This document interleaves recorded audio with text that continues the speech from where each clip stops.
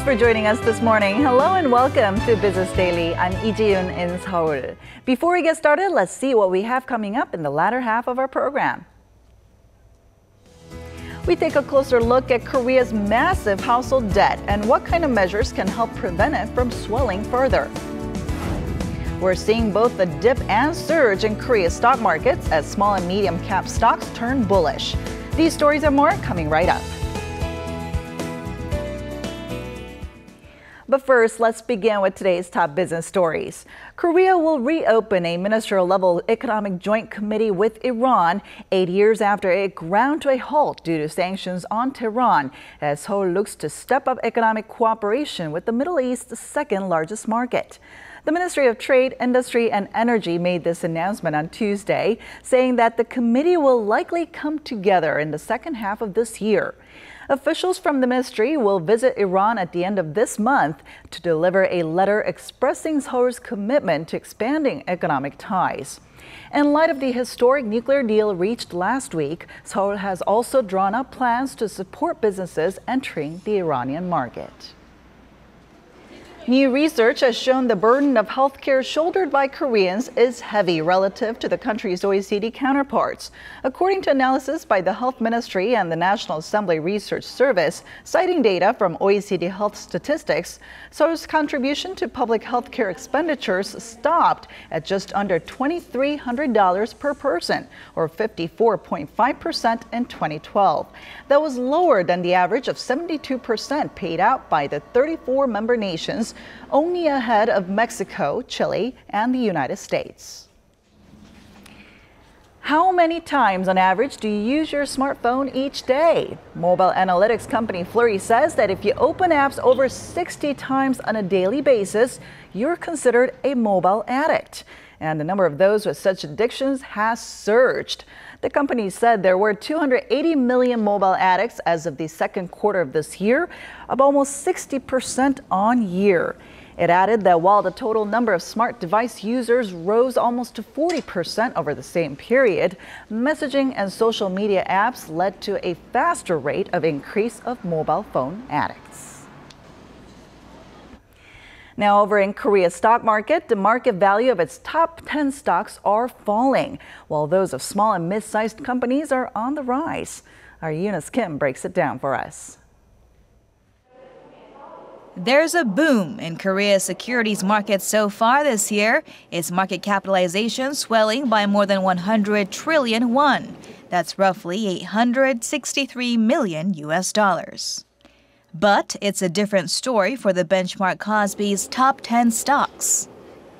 According to figures from Korea Exchange, their total market value shed some $20 billion since the end of last year, a drop of 5.3%.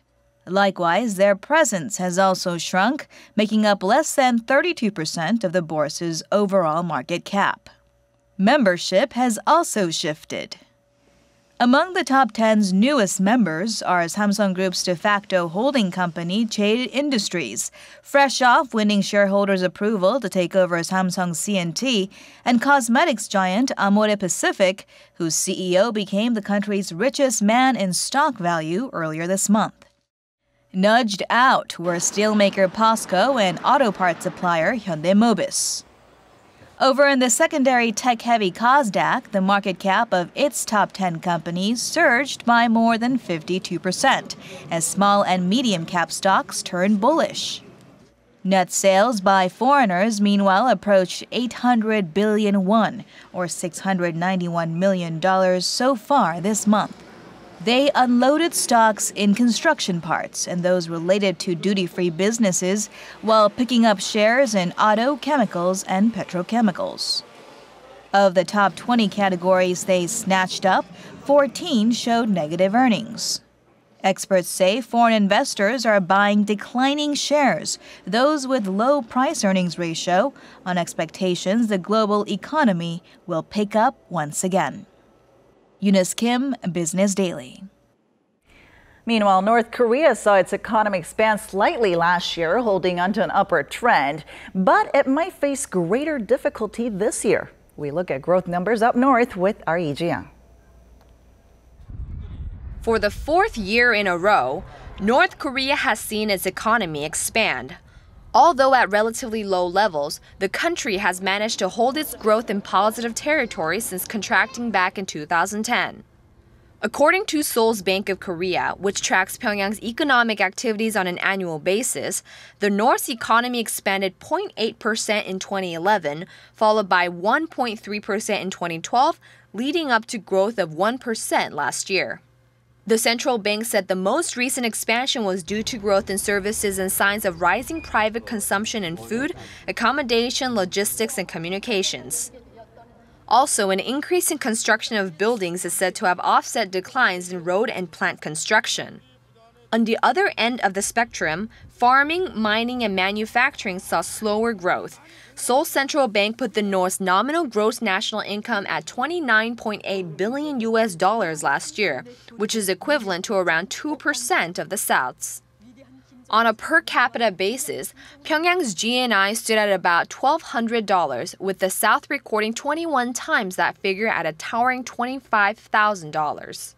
This year, the North is expected to see setbacks from the drought that has caused shortages in farming water and food supplies.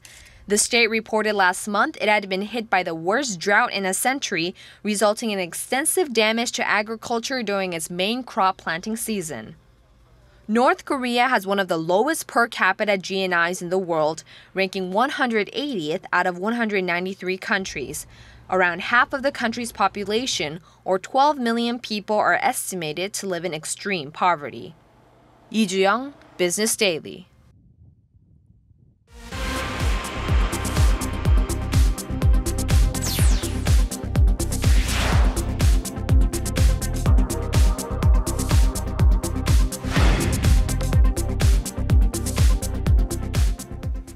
The Korean government has rolled out plans to tackle the country's staggering household debt that shows no sign of shrinking anytime soon. Will these measures be enough to keep debts at healthy levels and prevent financial turmoil? Take a look at this next report. 1.1 quadrillion won, or $950 billion, and still counting. This is where Korea's current household debt stands at. The borrowing spree has been triggered by ease regulations on loans for real estate and, of course, the country's record low interest rate. Korea has one of the highest household debt to GDP levels in the world. While it is natural for debt to grow as interest rates slide, the problem is that economic growth is also slowing, generating fears that the excessive rate of borrowing could drag down the economy in years to come. This is why the government and related authorities have released a set of ambitious measures to help contain the danger of heavy household debt, mainly by lowering risks on new loans taken out. Bank loans are believed to have helped spur the domestic economy by propping up the housing market. These guidelines are to ensure household debt does not drag down the Korean economy. The measures involve tightening the screening process for borrowers, restructuring loans to encourage principal payment early on, and stepping up monitoring on second-tier banks that fall under looser financial regulations.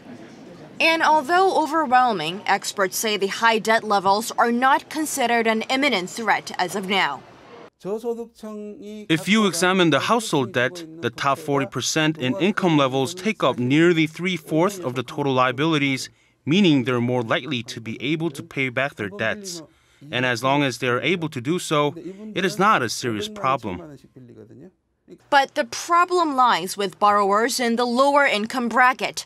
The new debt measures fail to address those that have already taken out overwhelming loans and are struggling to make ends meet, an issue that needs to be addressed through long-term measures. Improving people's ability to pay back debts can only be done by raising wages. By doing so, borrowers will be able to pay back their principal and interest. Even if reforming the labor market takes a lot of time, by addressing the issue of wages, we can eventually resolve the country's household debt problem. Experts say that while the new debt measures are a step forward in the right direction, they add strengthening the system of borrowing and repaying is also necessary to ensure it is less vulnerable to risks from home and abroad. And to tell us more about the government's new plans, our Shin Se-min joins us in the studio today. So good to see you. Morning to you. All right, so let's talk a little bit more about the government's stance. Up until now, they've been reassuring the public that the household debt is manageable. But then these new guidelines, do they suggest that we should be worried now? That's right. That's exactly what the expert that I talked to said also. The government does not want to trigger an alarm by announcing that it is a huge problem. But these measures already signal that these issues need to be under tighter control. So what we should focus on, though, is not what levels the debt already stands at, but whether these measures are effective enough to help reduce and contain risks. All right, then let's look at things from the bank's perspective. I mean, normally they gain earnings from lending money, but then these stricter guidelines, would it put a dent in their profits then? Well, not exactly. Even before the government's announcement, commercial banks had already imposed their own screening of their loan candidates, as lending money to those with no ability to pay back is directly linked to their bottom line. So the banks here are for the most part, will not be heavily influenced by the new measures.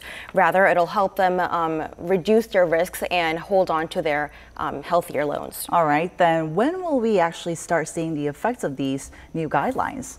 Well, some of the measures are set to kick in later this year and in the beginning of next year. So the experts are saying that it'll take at least half a year to see the effects reflected. So by mid next year, we'll be able to see a slowdown in the growth of the household debt. All right, I guess we'll have to keep an eye on when and how these effects will come into the time being. And thank you for coming in today, Se-min. My pleasure.